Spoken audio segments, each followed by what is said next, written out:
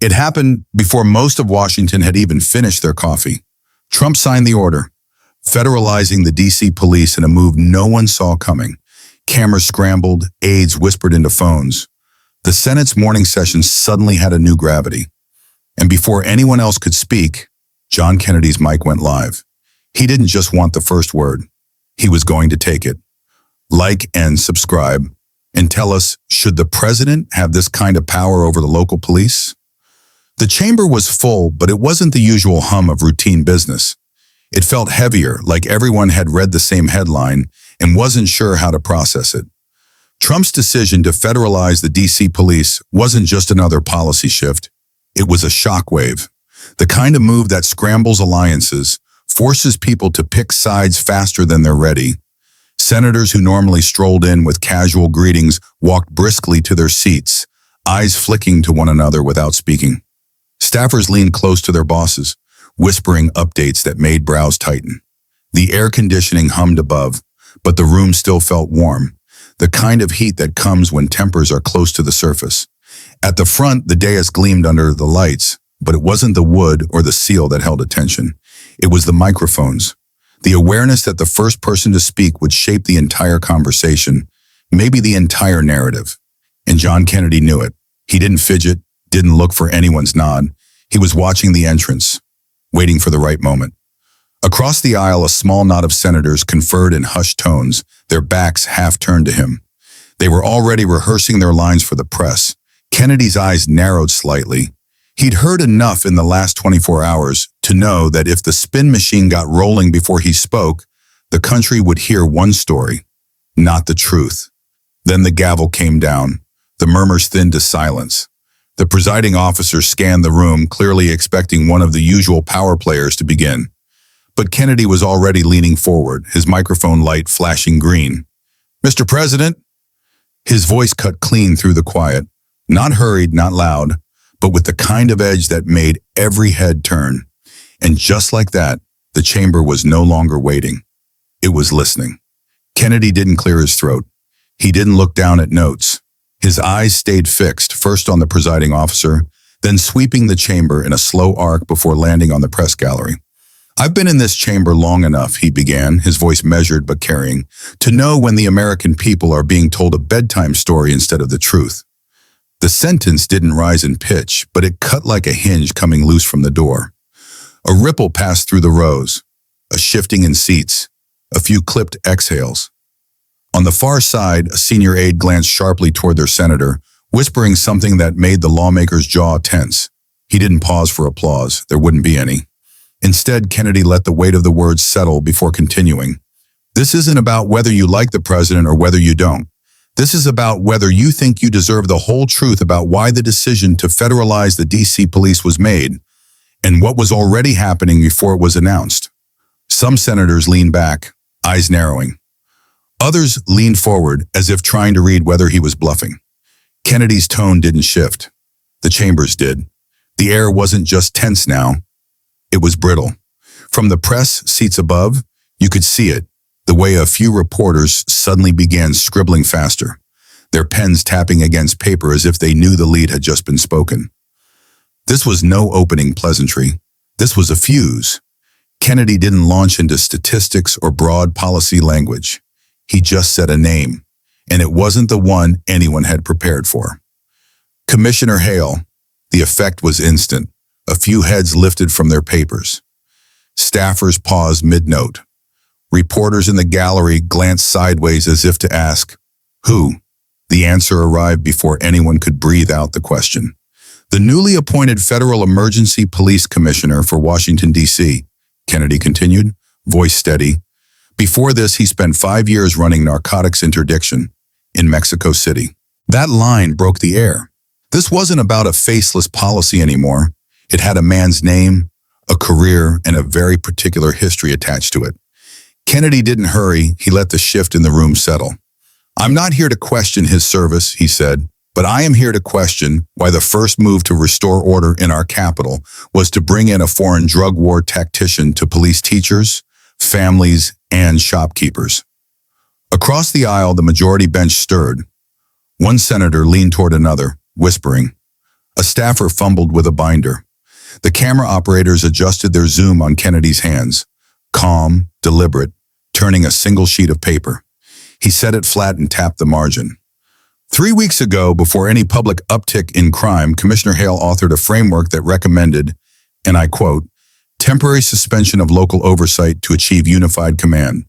That phrase means your city council, your mayor, your citizens, sidelined. The words landed heavier than any raised voice could. A procedural objection rose, but Kennedy was ready. It's not classified. It's stamped interagency draft for coordination, and it went out on a Tuesday. You can connect the date yourselves. He let that hang, watching members silently run the math in their heads. The implication was there. The so-called emergency wasn't spontaneous. It was scheduled. Kennedy leaned in just enough to look like he was done, then added, and if anyone here wants to correct my pronunciation of his name, I'll yield. No one spoke. No one moved. Because now it wasn't about pronunciation. It was about what that name had just opened up, and the questions no one wanted to answer. Kennedy didn't raise his voice. He didn't need to. The entire room was leaning forward now, as if waiting for the next pebble to drop into water that was already rippling. So tell me, he said, scanning the panel without settling on anyone for too long, if Commissioner Hale's plan was drafted before the so-called spike in crime, was the emergency real, or was it engineered? That word, engineered, hit like an electric pulse. You could almost feel the discomfort shuffle through the rows. One senator coughed into his hand, another adjusted his glasses twice in 5 seconds. Green from the far end cleared her throat, looking down at a folder like it might offer an escape. But Kennedy wasn't looking at her. He was looking at the chair. The one person in the room who could shut this entire line of questioning down. The chair hesitated. That's not on today's docket, they finally said, trying to press forward. I know, Kennedy replied. That's why I'm asking it now. It wasn't rebellion for show. It was calculated. By asking an unscheduled question, Kennedy made it impossible for the pre-prepared talking points to work, and it forced every camera, every note-taker, and every reporter in the gallery to put this moment in bold ink. The silence stretched. Staffers whispered behind hands. Phones buzzed under the table, not with random chatter, but with alerts, the kind that make communications directors swear under their breath. Finally, someone tried to pivot.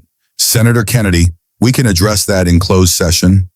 That's exactly the problem, Kennedy cut in. The people's business isn't supposed to be done behind closed doors, especially when it involves putting them under federal police control without their consent. The chair's gavel tapped twice, a polite warning. Kennedy leaned back, letting them think they had ended it, but his eyes told a different story. This wasn't over. It came from 3 seats down, a voice that had been silent for the last 40 minutes. Senator Calder, the quiet type who rarely broke ranks. No one was looking at him when it happened, which is why the first few words landed like they'd come from nowhere.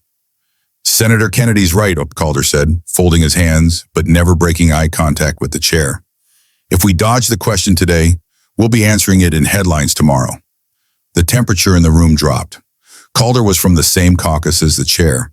Backing Kennedy meant shattering the united front they'd been building since the morning brief.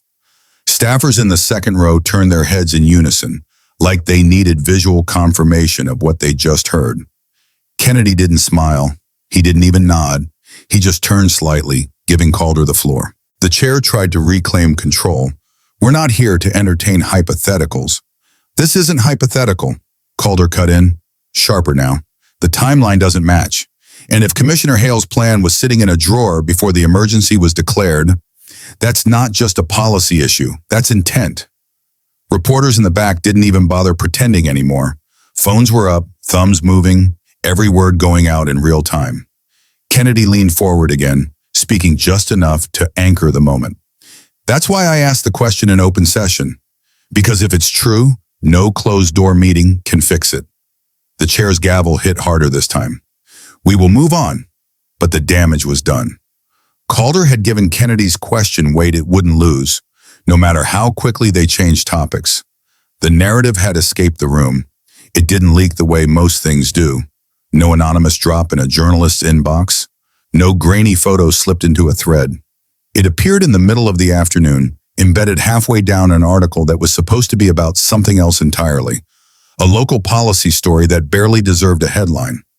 But there it was, page 3 of a planning memo, stamped draft, not for public release, with Commissioner Hale's signature in the corner and a date that turned everything upside down, 2 weeks before the emergency was ever declared. The internet did the rest. Screenshots spread in seconds, the date circled in red like it was a crime scene photo. By the time the hearing was halfway through its next witness, the memo was trending nationally.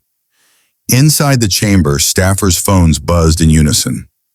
Aides exchanged quick glances, scrolling frantically to see if it was real. Kennedy, meanwhile, sat with his hands folded, watching the chair squirm. One of the junior members tried to brush it off. "We can't confirm the authenticity," but Calder leaned into his mic again. "We don't have to. It's signed." The gallery erupted into whispered chaos. Reporters began slipping out, racing to file stories before the moment passed. Every word from here on would be background noise. The memo had swallowed the narrative whole. Kennedy didn't raise his voice. He didn't even look at the cameras. He just asked the chair, "Still think that's hypothetical?" The chair's gavel came down again, harder than before. But in the pit of the room, everyone knew, once the paper was out, there was no stuffing it back in the envelope. The gavel struck twice, once for order, once for finality. But the sound didn't erase the words that had been spoken, or the paper now burned into the public record. Kennedy leaned back in his chair, the faintest trace of a smirk at the corner of his mouth. The chair avoided his eyes. The staffers avoided the cameras. And somewhere far outside that room, phones buzzed with alerts carrying the same headline. He didn't push further. He didn't have to. He simply asked, "Do you stand by it?" No reply. Not in that moment, not in the minutes that followed, and not in the days after, when reporters tried to chase the answer down. The silence became the answer, one more damning than anything that could have been said. The hearing adjourned, people filed out slowly, as though they'd just watched something they weren't supposed to see. Kennedy gathered his papers, looked once toward the gallery, and walked out without a backward glance. Some questions closed a chapter. This one opened a new book entirely. Like and subscribe, and tell us in the comments, should this document end someone's career?